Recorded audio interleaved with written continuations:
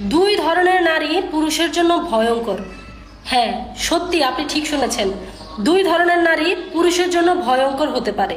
এই দুই ধরনের নারীরা তাদের মনের ইচ্ছা মতো তাদের নিজের জীবন পরিচালিত করে।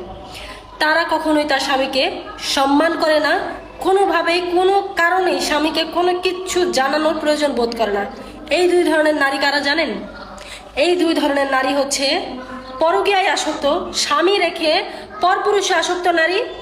এরা কখনোই সংসারের উন্নতি অবনতি, স্বামীর উন্নতি অবনতির দিকে খেয়াল করে না।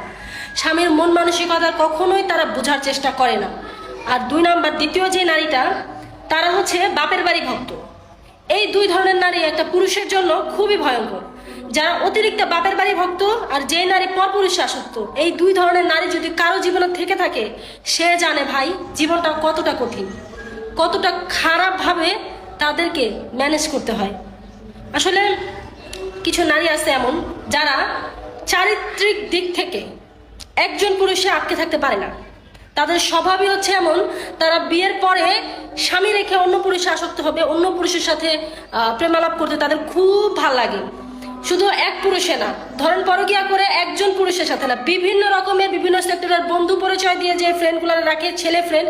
একটা মেয়ে মানুষের বিয়ের পরে কোনো ছেলে ফ্রেন্ড থাকতে পারে না। তাদেরই ছেলে ফ্রেন্ড থাকে যাদের চরিত্রের সমস্যা আছে। যেই নারীদের চরিত্রের সমস্যা আছে তারাই শুধুমাত্র ছেলে ফ্রেন্ড রাখতে পারে। আসলে ছেলে মেয়েদের কোনো ছেলে ফ্রেন্ড থাকতেই পারে না। বিয়ের পরে কোনো মেয়ের কোনো ছেলে ফ্রেন্ড থাকতে পারে না। ওটা কোনো ছেলে ফ্রেন্ড না, ওটা হচ্ছে ছেলে ফ্রেন্ড নামের নষ্টামি।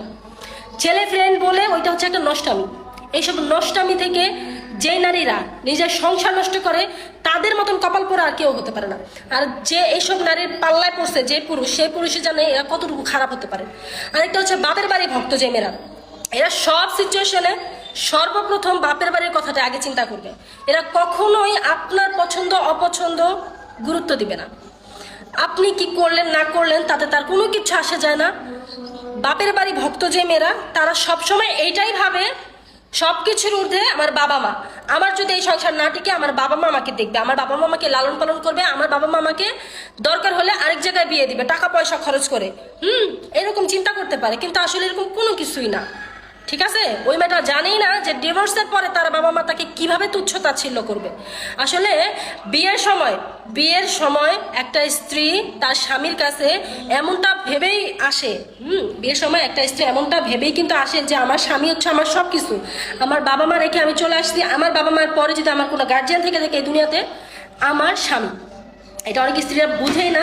তারা সব সময় নিজের বাবা মাকেই সব কিছুতে গুরুত্ব দেয়। এই দুই ধরনের নারী, যারা পরপুরুষে আসক্ত আর যেই